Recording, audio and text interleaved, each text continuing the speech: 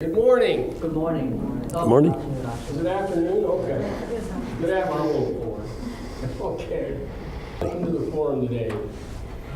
Had a few people email me with problems today, but that's okay, and it gives you a little better opportunity to talk to Mr. Flamm about how to build a successful business. Because Jeff Flamm is someone that has built a successful business and has been involved in several ventures. In addition, at the moment he's doing a huge condominium project on the island of Kauai in Hawaii. And that takes a lot of time and energy, doesn't it, Jeff? But I'm going to let Jeff tell his story about how he got to where he is, and so without any further conversation, let's welcome Jeff Flamm. Hey, it's nice to be with you this afternoon. So kind of I know who my audience is. Tell me what your majors are. Are they business? How many are business major? And then what's your focus? Is it entrepreneurship? Anybody? How many? It's entrepreneurship. What's the rest? Finance? Accounting? Business administration. How many are accounting?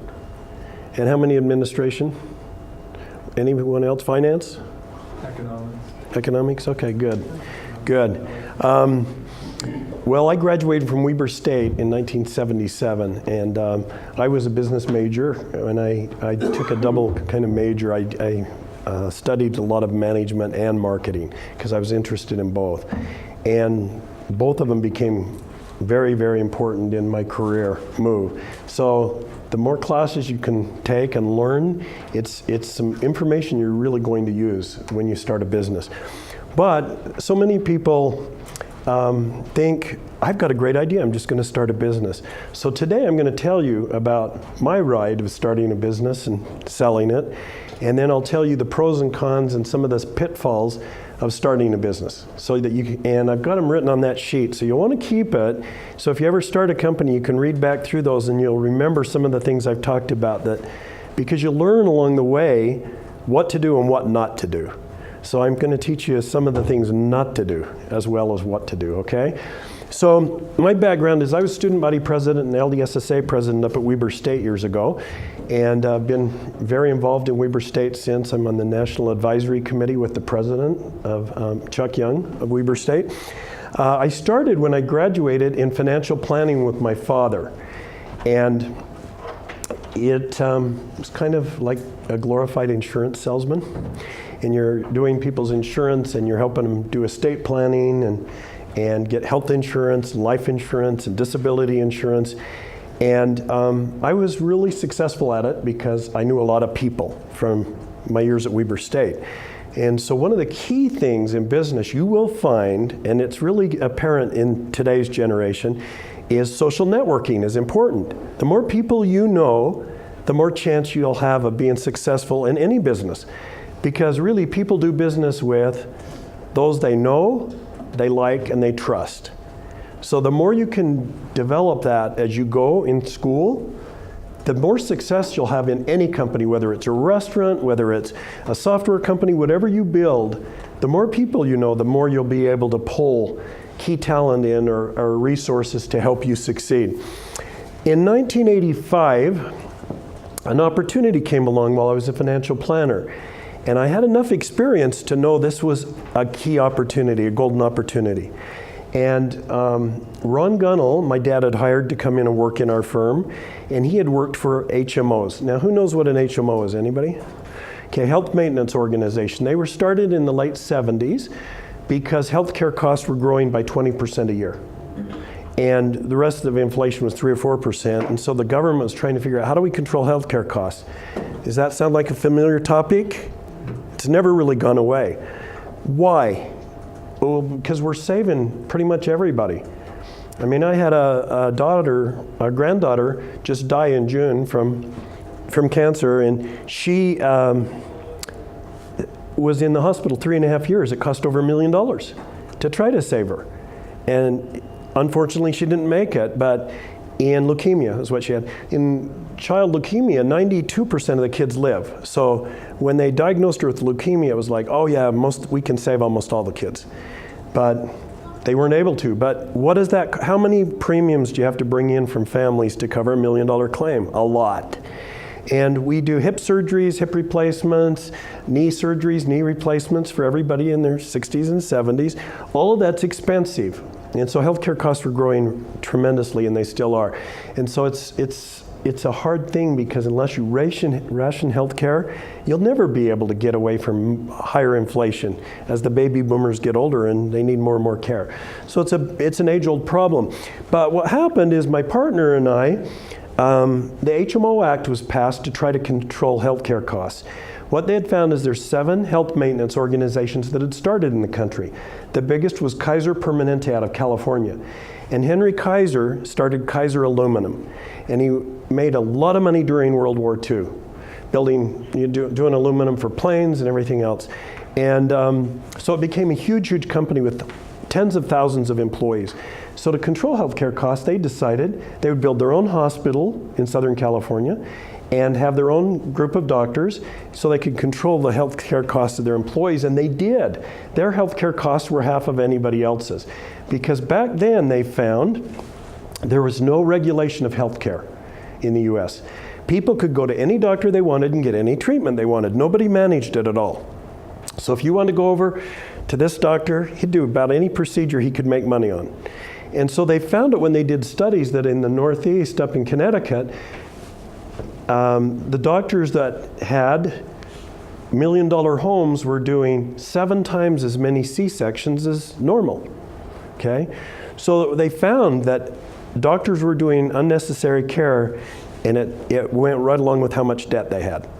So healthcare, managed healthcare was organized, and the government decided, let's go ahead and fund it, that if they have managed care, which means you have to go to a primary care physician, and if you need some surgery, he'll refer you on to make sure you need what you're getting. And then there's somebody always reviewing everything before it happens. So you have to, go in, and if you're going to get some surgery, it has to be pre-approved to make sure it's necessary. And so that really helped control healthcare costs. So in 1977, the HMO Act was passed, and the government gave interest-free loans for people to start HMOs. And they also gave some real teeth to it, that if there was an HMO in your area and you had more than 25 employees, you had to offer it. And if they came in and said, we want to be offered, and you didn't, after 180 days, there was a $10,000 a day penalty. And that was what attached to the bill that was passed. So, because there was interest-free loans, we went from 7 HMOs in 1977. By 1985, there were 400 HMOs in the country. Now, anybody that knows IHC, Select Health, Select Med, Select Value, Blue Cross Blue Shield has all kinds of names for theirs. They're managed care plans. Everybody started them. Doctors started them, hospitals started them. Different individuals just started HMOs. So what you found is in every state, there were unique HMOs, different ones. There weren't national, because everybody just started them in their local areas. So a national employer like Marriott has hotels in every state, right? Or Kmart has stores, or Walmart. And so they'd have to offer, and it was a regulation, you had to offer 2 if there were 2 available, at least 2 HMOs. So you had a traditional plan that was covered through Aetna or Metropolitan that just paid the claims, right? They were just a claim processor. And then you had to offer 2 HMO choices, so the employees would have 3 choices. So what happened is companies like Marriott or Kmart or Walmart, they were now offering 300 to 400 HMOs and having to manage all that at corporate. Well, my partner and I, Ron and I, saw that that was just a huge mess. It wasn't organized, there was no centralized data in the country, so every employer is trying to figure out which HMO is good in which state. And in Southern California, there were 17 different HMOs. How do you know which one's good? So some employers, because their employees would say, I want to be on this one, I want to be on this one, they'd offer them all, and so it just became a management nightmare. So whenever you see something that creates confusion, what does that create? Opportunity. When you see confusion and something people don't like, figure out how to help fix it. And that's what we did. So we decided we were going to go and build a national database of all the HMOs in one place. so that any national employer could access our database and help choose what HMOs to offer to their employees. And so each HMO was required to turn into the state a form that had everything like physician turnover, member turnover, number of grievances that have been filed on that HMO, people that are unhappy with the state that have contacted them. So they had all this information and their average rates for single, two-party, and family. So we knew all of that. They had their service area by zip code. You had to have a hospital and a pharmacy within 20 miles to be able to consider that a service area. If you didn't have a hospital within 20 or 30 miles, that wasn't your service area. So like they couldn't say we serve Evanston if it's 100 miles away. Okay, that people in Evanston couldn't join the plan because there's not a hospital and an Instacare center and so on in Evanston. So they would actually have to have facilities, and that's how they monitored it. So HMOs were really there to service those in their area. So what Ron and I did is we decided we'd prove the model. We thought there's a better way to do this. Now, if you can picture back in the old days, they'd have open enrollment meetings once a year, and you'd have a chance to change plans once a year. And it's usually in the fall, effective January 1st. So 90% of companies had open enrollment in the fall. There's a few that were off cycle, but not very many. And so you'd go to your open enrollment meeting and you'd have a whole stack of IHC stuff with their doctor list and their benefits, and it's beautiful packets and colored and really nice.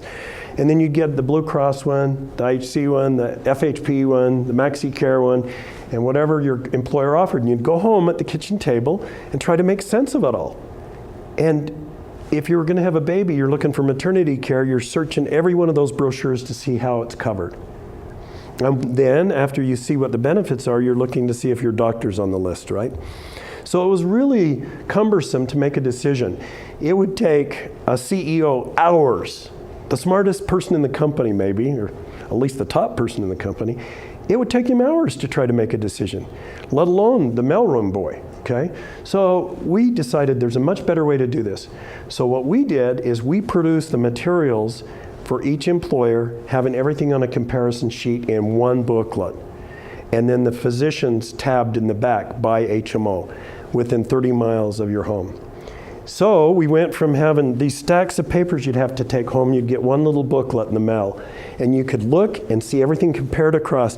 It would say, here's office visit, copay, and then it would list all the plans, and this one's $5, $10, $5, no, copay, whatever. And you'd just look across, and then down at the bottom was the cost for single person, two-party, and for a family. So you could look and see what your benefits were, look at the cost, see which one looks best, and then go to the back and see if your doctors are on it, right? So that changed the industry. Now, it sounds really simple, but the problem was, for national companies, even local companies had a hard time with it. There were a few that would do a comparison sheet, but not many. So a few brokers would for their clients. But nationally, there was no one doing that. And so what we did, Ron and I, is we went out and picked up American Express, Browning Arms, Warner Lambert, E-Systems, a few companies here in Salt Lake, and did it for their employees, and did the whole open enrollment, got everybody enrolled, and then handled their problems throughout the year. We had a form called the Problem Solver. We'd leave it at the HR person. Anybody that had a problem with any of their HMOs getting service, they would fill it out, fax it to us, and within 24 hours we'd have an answer to them. So what's that called? Customer service. Yeah, world-class customer service, an answer within 24 hours. Okay? And so that's how Ron and I built the company. And we had, before we went national, we proved the model, had really happy clients, because to go big, you have to have referenceable clients, clients that are happy. So when you start out a business, you've got to start making every client happy, because they're going to be your referrals, right? And you're going to want to, every client will say, give me a list of referrals, and you want to give them some of your clients, and they're going to call them. And so clients are pretty honest. If they're not happy with you, they're going to tell your potential business they're not happy. So the key is keeping your customers 100% happy. And so after we built HBA, we ended up selling that in 1996 to ADP. And I'll tell you more about that in a minute. But after I sold the company, then we developed River Park, 106 South. Do you know where Lifetime Fitness is? Do people know where that is? Or Market Street Grill down there? anyway, two of my buddies and I decided to build that business park. And so we bought the land and designed the whole thing, drew it all out, had an artist rendering. And to this day, if you look at the original rendering, it's 95% of exactly what was planned. There's been very few modifications to that original design. So once you learn a pattern of business and how to do it well, you can usually replicate it in other businesses, because business is business. It's knowing how to market, it's knowing how to give great customer service, it's knowing how to keep your finances really in order, and knowing when to spend and when not to spend. Too many people spend money and they never make money because they spend too much. So you've got to learn when it's important to spend and when you're going to get a return on that dollar. If you don't see that you're going to get a return, then you don't want to spend that dollar because it's right out of your profit. Okay, and so then one of my greatest learning experiences was when I opened Skybox. A friend come to me and say, oh, there's this greatest sports bar in New York called ESPN Zone. We need one like that in Utah because we're all family oriented, we love sports. Let's build one in Utah. And we just need somebody to help us get the lease down in Gateway. So I said, you find another major investor that'll put some in and I'll put some in and we'll help you guys get going. A couple young guys that were aggressive and friends of mine. He was a racquetball partner of mine. So we put in some money, they got the place down in Gateway, and we decided we'd build it for the Olympics. So we were on a fast track, 9 months to build the whole restaurant out and get open for the Olympics. And it was a great hit. During the Olympics, there was a 2-hour wait to get in. We did $350,000 a week in sales. It was just unbelievable. But it was a restaurant that sat 370 people. So we built a restaurant for the Olympics, and when the Olympics finished, we had a restaurant that was 2/3 empty the rest of the time. So I learned a lot of what not to do. That's what I call my $2 million MBA, because I lost $2 million on that thing. So I'll tell you, if anybody wants to get in the restaurant business, you can eke out a living with one restaurant as a family, working long, long hours. But unless you get a successful chain, you'll never make a lot of money at it, and you'll lose. 95% of restaurants don't make it more than 5 years. So chalk that one off. I learned the hard way. And then later, after we had success with River Park, building that business park, we had some investors come to us and want us to invest in this project they were doing in Kauai. And so it looked good, the numbers looked good. We thought it's a pretty safe investment. They've got a bunch of money into it. They've secured a great piece of property, 30 acres, right next to the Sheraton Hotel near the beach. So we thought it's a great place. We invested the money. These guys weren't big enough, and as time went on and it took too much money, they just didn't have the money. So we had to decide, do we want to lose our money or take over the project? And so we took over the project, and it took us probably 5 or 6 years to get it turned around to where it makes money. Now it makes money, and so we're building another 208 condos on the rest of the property right now. It'll be ready in 2 years. So again, we took it from, there's several hundred resorts on Kauai, and we're number 3 now, behind the St. Regis and the Hyatt, the Grand Hyatt. We're number 3 on rankings on the island. And you do that, and River Park's the #1 business park in the state for 5 years in a row, voted. It gets 100% 3 years in a row satisfaction by the 140 tenants that stay there. We have a thing, are you satisfied, extremely satisfied? And list all the areas on service and location and amenities. And at River Park, we get 100% scores. That's unheard of, okay? And we did at HBA. So it's when you want to give world-class customer service, and you can do it in any business, but you have to work hard and you have to stay right on top of it. And so we're going to go through the keys in a minute, but I'll tell you a little bit more about HBA, and then I'll go through all this at the end, okay? Because this is a good summary. So with Health Benefits America, we got 18 companies, local, that were happy, and while we were working those 18 companies, Ron and I were going around to every state, actually 47 states. There were 3, Alaska, North, and South Dakota didn't have HMOs. But 47 states had them, so we had to go to every state, meet with the HMOs, and get us appointed as an agent or broker for them so that we could write their insurance and get paid. So we spent 2 years doing that and building the database. And so after we had 18 happy companies and we had built this database, then we decided to go national. So we went to a healthcare conference, rented a booth. Everybody had these big fancy $50,000 booths, and we had a table with a skirt on it that said, let us manage your HMOs. And people came up and we said, here's what you have nowadays, and we set down. Here's the way you do business right now, and with us, here's the way you do it. And people go, wow, that's amazing. And so we'd like to talk to you more. And so we got 3 appointments from that conference with Kodak, Marriott, and Holiday Inns.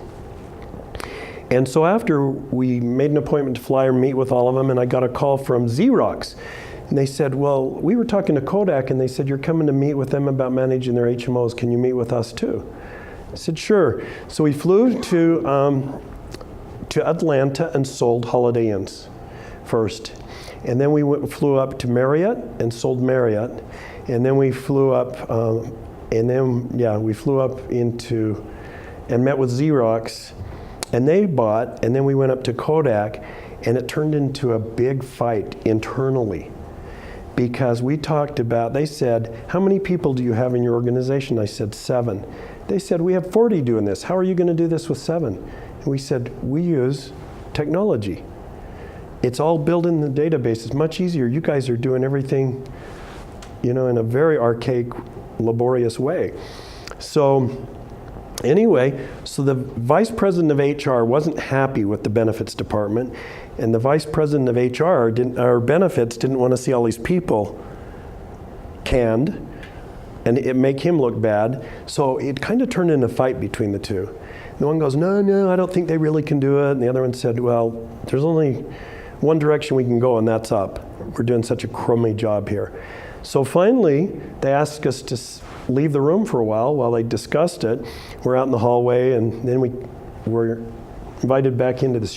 It's a huge boardroom, It's like you see in the movies. 20-foot high ceilings, all wood paneling, a table that's seats 40 or whatever. Anyway, it's like King Arthur in the round, big table. Anyway, we come back in, and they said, we've decided to use you. So Ron and I went out and got in the taxi cab, and we didn't know whether to laugh or cry, because all of a sudden we went from managing 150,000 employees to $1.5 million in one business trip, because we picked up all of the companies. And so we had to hire and get ready and do a great job. The next year, when we picked up Kmart Sears spoke at the retailer convention and said, we have a whole new way we do benefits now. We use this company called Health Benefits America.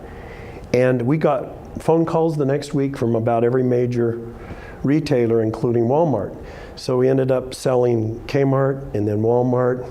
We already had Sears, and so we sold Federated Department Stores and Mervyn's and all of these chains, and started doing their benefits for them nationwide. And then we got into the banks, and we started doing Bank of America, and they were so happy that then Citibank picked us up, and then Coke, and then PepsiCo. And so if you look down the list of our clients, because we were the only game in town, we knew we could pick up the big ones before anybody was around, before we had competition. And we'd get calls all the time, people wanting to do interview us for trade publications in the healthcare industry, and we'd say, we don't do interviews. And so we wouldn't ever give them any information to write an article on. Why would we do that? There's no competition? Yeah, we don't want competition. How does competition find? They read, oh, that's a good idea, I'm gonna do it. So we laid really low, and we only spoke at industry seminars on benefits. We would speak there. And so that worked really well for us. And so we went to the very biggest companies, and General Motors was the biggest, had 760,000 total employees and retirees. So we went and sold them, and we had just sold Walmart, which was the next biggest, with 680,000 at the time. Now Walmart's the biggest, and so we just went down the list of those with the most employees. They all had more than 100,000 employees. And we went down from the biggest company down in America, and out of the top 130, we sold 127 of those. Okay? There's only 2 we didn't sell that we ever met with, and one was MCI. They were a big phone company out of Washington, D.C., and the other one was that we didn't sell was IBM. IBM, when they saw what we had, they go, my gosh, this is incredible. And they decided they were going to build that themselves. It was a good opportunity for IBM to have another business line. So they built one called Corporate Health Strategies. Did it ever become a competitor to us, do you think? Why?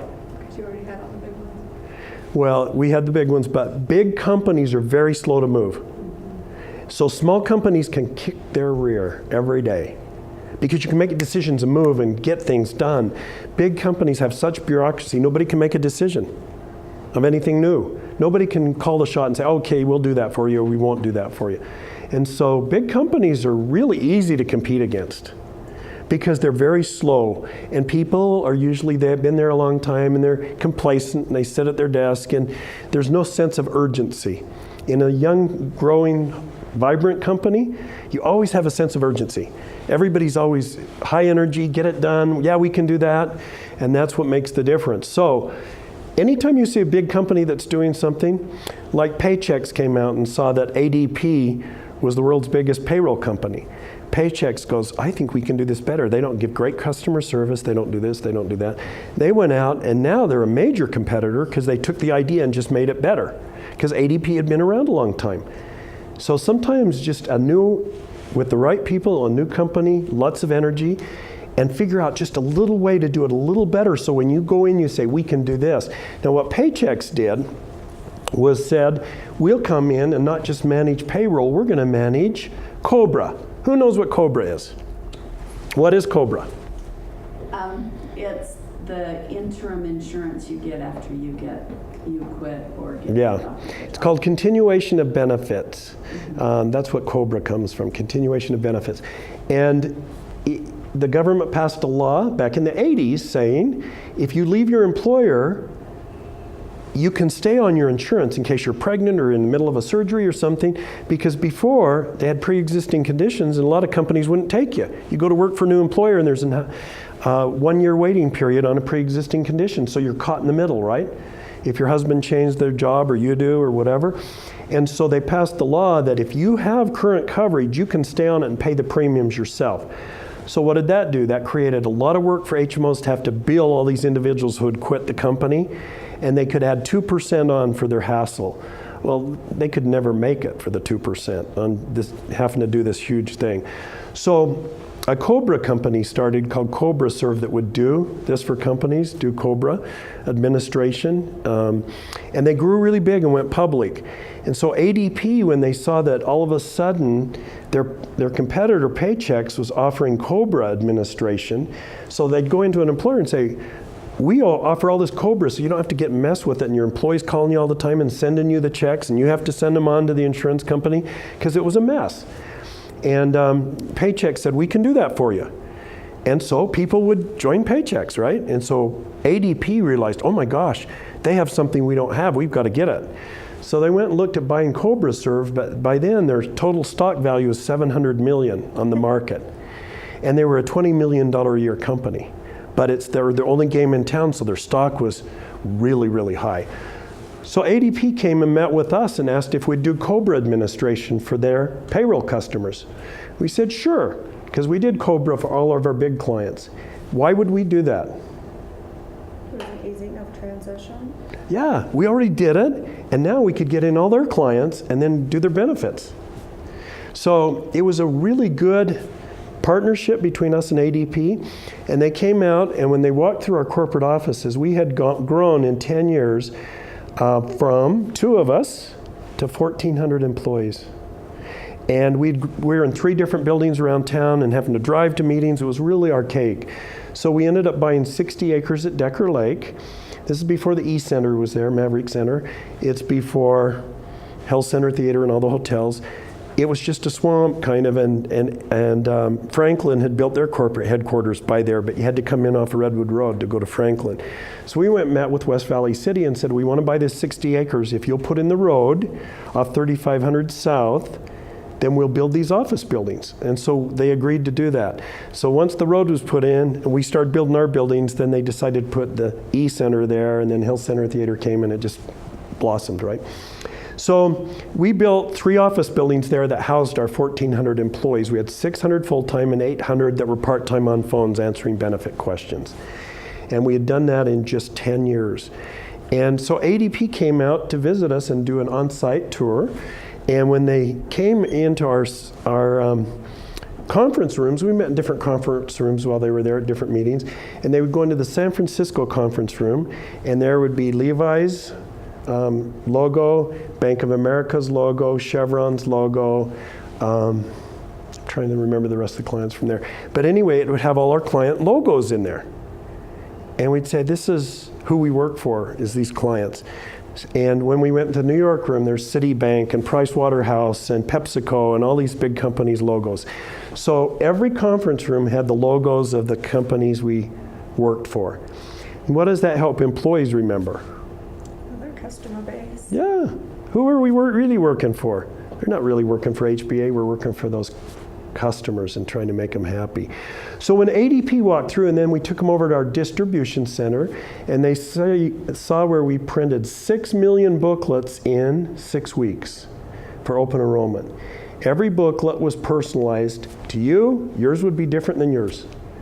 Based on your home zip, it would say, here's your HMO options, and here's the doctors within 30 miles of your home, the hospitals within 30 miles, the urgent care centers, and the pharmacies. So you'd look in the provider section under each HMO, and it would start, since I live in Holiday, it would have pulled up and said, okay, Dr. John Anderson is within 0.8 of a mile from your home. And it would pull the closest ones down. So how easy did that make it for people to choose a doctor that's not too far? Because when you're in Southern California, the HMOs listed them by county. So if you were in Marin County, you didn't know what was in the county next to you. You don't know where county lines are too much, right? When you're in a big city and they have counties all over. And so they had them by county, so people are having to try to find one in their county, and yet there may be one really close in the next county, but they don't know that. So we simplified that for people. So when ADP came walking through and saw, we had partnered with one of our clients, Kodak, with big web presses where it was on-demand printing. Every day, we would print 10,000 booklets all year long, every day. Those are new hires in all those 127 companies. The new hires would get a booklet. Here's your benefits, here's what you're eligible for. You have 30 days to enroll and get this form back. Okay, and then later we went online with everything. So everything kind of opened up for us to be able to do this out of Salt Lake City. Because when we started, did you know there weren't even, FedEx had just started. So we were able to get stuff overnighted. And then 2 years later, faxes were created.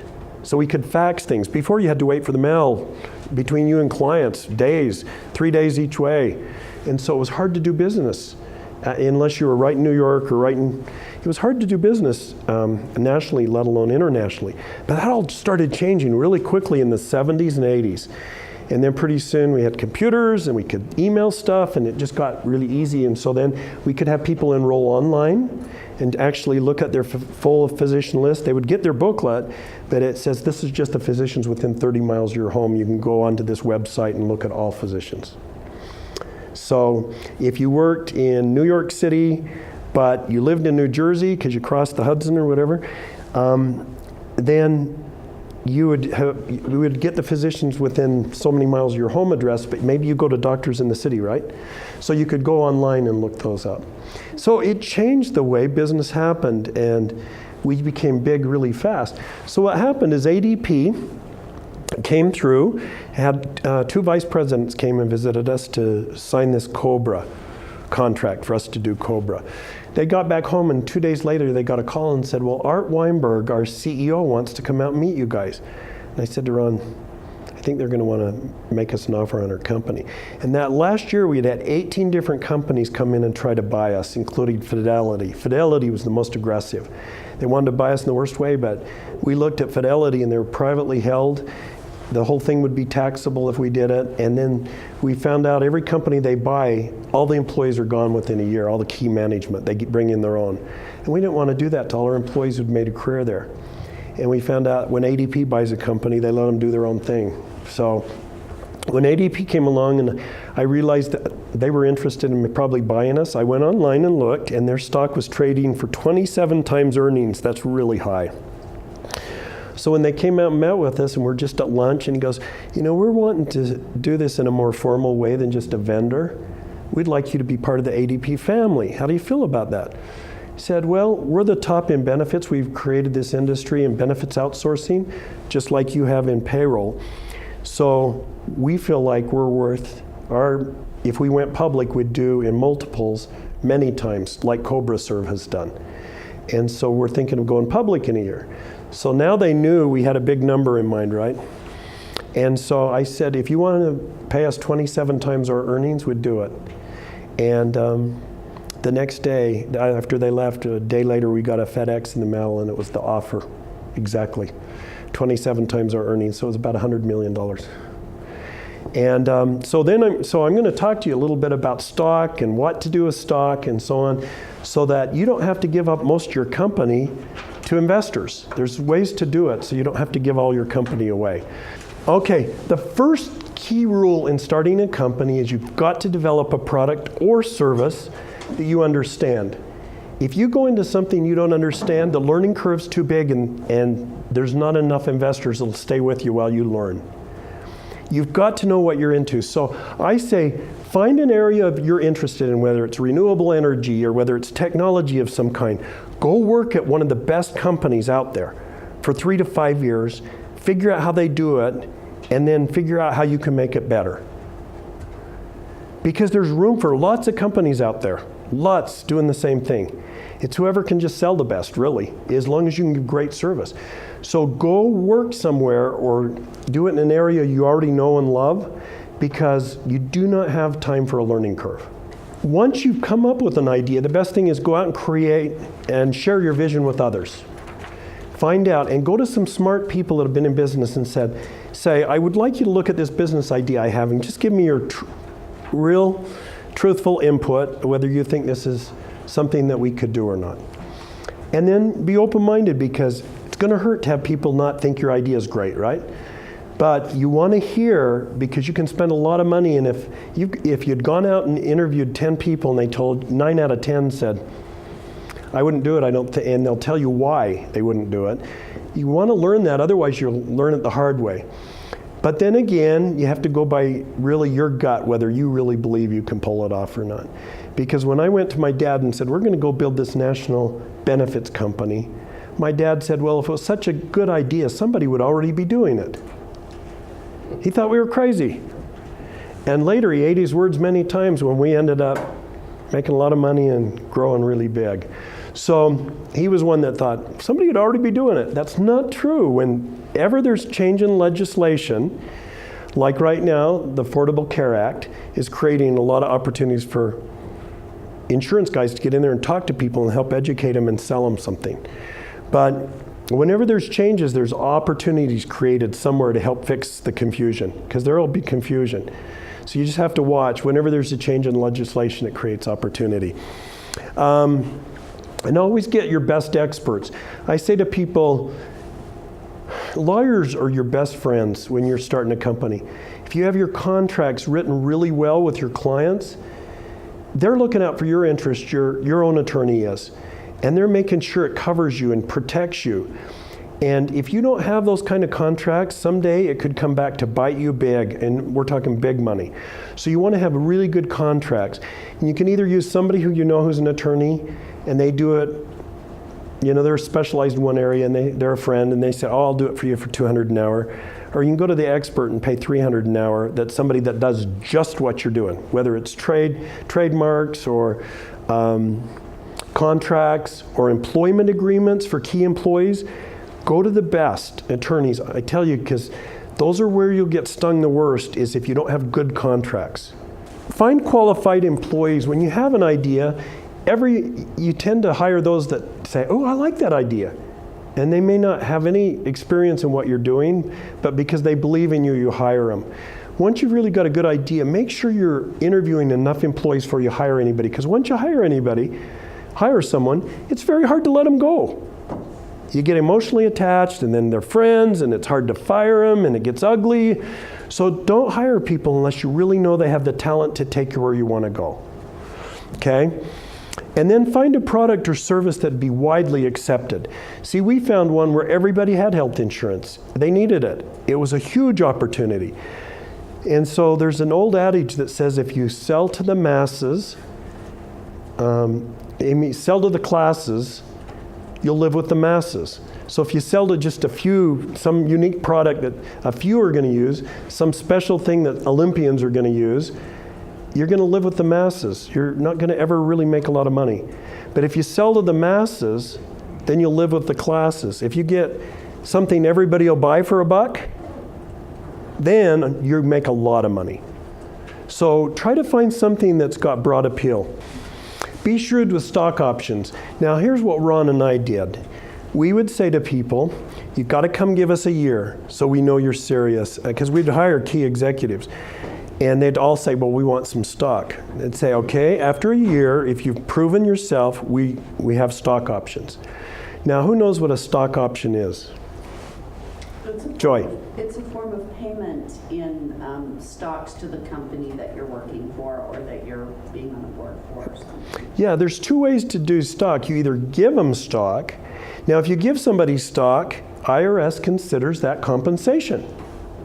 So it's extra income, basically, or value to you. So if they gave you 1,000 shares of stock that are worth $10, 10,000 worth of stock, once the company gives it to you, you have to pay taxes on it.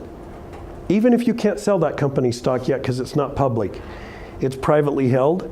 But if somebody gives you something of value, you have to pick it up on your 1099 form, or I mean on your tax form. You have to pick it up as income. So what we did is gave stock options, and it said, okay, our stock today, we have so many shares outstanding.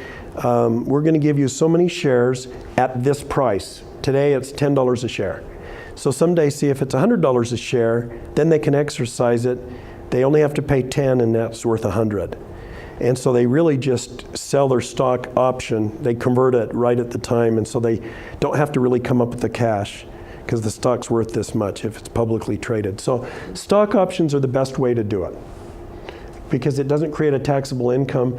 And then people, when they quit working, you give them 30, maybe 90 days to exercise their options.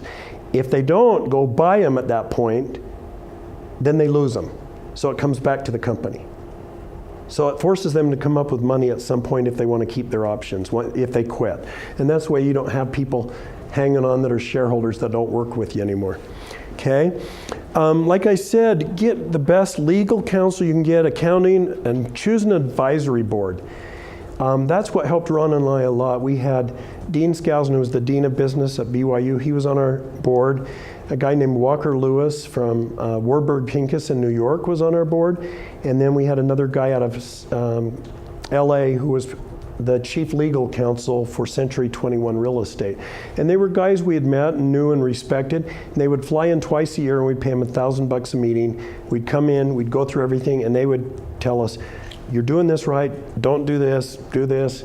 And when ADP came along, he said, this is the right fish, you want to do this right. And so he helped us with the sale of the company. Walker Lewis did. So key advisors are good, and then personal mentors. Find people that are successful in business that can coach you because it'll be worth a lot to you. Okay. This is really where most people have mistakes in business, is the Peter Principle. Now this is a book written back in the 70s. Who's ever heard of the Peter Principle? Okay, it's where you you promote somebody in an organization, you keep promoting them until they hit their level of incompetency. So you've got somebody who's a great manager of the warehouse and he wants to be the sales manager. So you move him over there and he just fails miserably. So you have to fire him because you've already filled his position. So here's what we learned is post all positions. Say internally, okay, we're going to have the following positions we're looking for. And then you post them externally and take applications. And you compare any of your internal candidates that want to go for it, any of your own employees that are applying for that position, and you compare them to others that you're interviewing. And if you do that, it's kind of like buying the first car you go test drive or buying the first house you look at. And then if you don't look at 10, you really haven't had a chance to sort through and say, oh, I like this better than that. Do you know what I mean? And so by interviewing a number of candidates, some will really appear will definitely surface to the top that they have way more talent, way more expertise at what you're looking at. And that way you don't get in the trap of somebody feeling like they have to be promoted because you owe it to them. And so you just have that as a company policy. We post internally, externally, and make sure we interview at least 10 candidates, narrow it down to the top 3, and then Ron and I, for anybody that was in any management position, we'd interview the top 3 and make the final decision. That way, we didn't have people stacking their organizations with friends or family members or whatever. We would interview the top 3 and decide which of those top 3 candidates. And there was only one time we didn't like any of the 3. Most of the time, we liked one of them and hired them. But here's the key when you're interviewing. Do enough research that when you go into an interview, you know enough about the company and what you think you could do to help them. That you act excited about their company, you're knowledgeable about it. The worst thing is to go in and you don't know anything about the company and they ask you some questions and you look like a total dunce. So when we'd interview people, within 10 minutes, we'd have 15-minute interviews. Within 10 minutes, I'd have an idea whether we're going to hire them or not. And do you know how much was the resume? 1%. It got the interview maybe, so it's maybe more than that. But once they're in the interview, their resume is really just a talking sheet. It's not really what makes the decision. What do you think makes you hire somebody? The way you talk and the way you dress. Everything. It's the connection you make. So here's a tip. If you're in an interview and you see somebody go like this and look at their watch, it's not a good sign. Because when we were with somebody we really liked, we were so engaged in the conversation, our assistant would be knocking on the door and saying, your next interview is ready. Okay? You want to make sure you're engaged with that person, that they get to know who you are. Because Ron and I hired from here, not off a resume. And we built the most incredible team ever, and most of them are still in the business here in Utah, working for Blue Cross or Mercer or somewhere. I run into them all the time, and we hired young people. A lot of them didn't have a lot of experience, and we trained them. And so we created a whole bunch of experts in this field that are still out there today. And we have a reunion every other year and still have 300 show up at the reunion. And it's like a family reunion. Here we'll have a buffet food line and say the food's ready, and you can't get people to quit talking. They're so excited to be together. Because we worked in the trenches together, we built the company, they all felt part of it.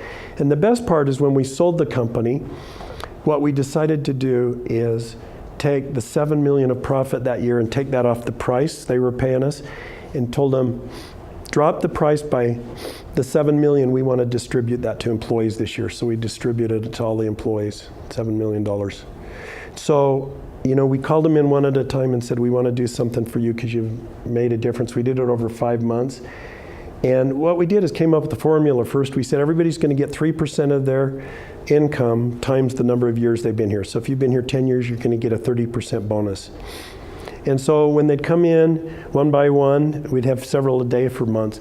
And we'd just say, have you figured out what your bonus is going to be? And they'd say, yeah. And I'd say, does this look right? And they'd say, yeah. And I'd say, because you made such a difference to us in making this company successful, Ron and I wanted to do something more for you. But if you talk about it with anybody, because it's not going to happen until Christmas, if it gets back to us that you've shared this with anybody, then we're not going to give it to you. Because if somebody finds out you're getting more than them, it just creates hard feelings. And so we don't want it to ruin everybody's excitement that they're already getting a bonus. So if we find out, and it's a small grapevine in a company like that, you find out. He said, if it gets back to us, you've talked about it, then you won't get it. And so it never came back to us. And I'd have them turn it over, and there'd be a number there of 10,000 to 200,000 or whatever. And they would sit and cry, and we'd cry together. Because there were a lot of single moms and young couples and stuff this got them into a home. It paid for their student debt. It really helped them get going in life.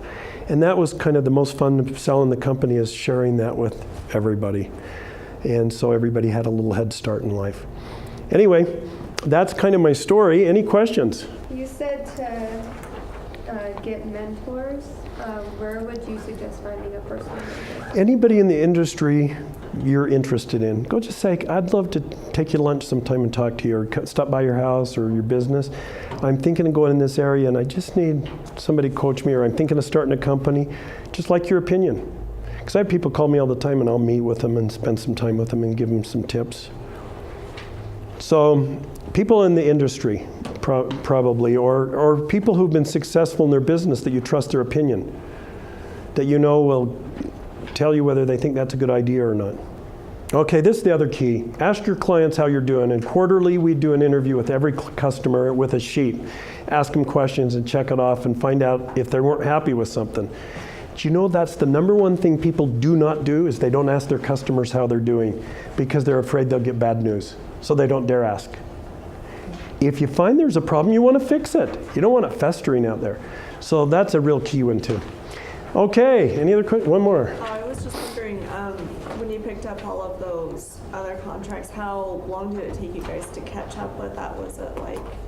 Well, we would pick them up throughout the year, and then anytime in open enrollment via the fall, so we wouldn't pick up any new ones after about May. It was too late. I mean, like when you went from like your staff of like 14 people to suddenly having all those major companies in the one business trip, like how long did it take your company to grow to suit that demand? We hired them right away, and we pulled it off. Yeah. Thank you. Thank you, Jeff. That was great. Thanks. Now, Jeff would, take questions and stuff like that. If you need to, you can get a hold of him. He's very accessible. I think I put some information on the back. Let's I see. think seemed like you It's had my some. website anyway. Yeah. But, so if you have further questions, wasn't that a great job? Thank you. Thanks, Jeff. And I'd shake your hands, but I'm just getting over a cold, so I don't want to pass that to anybody. So, thanks. So I'll slip out.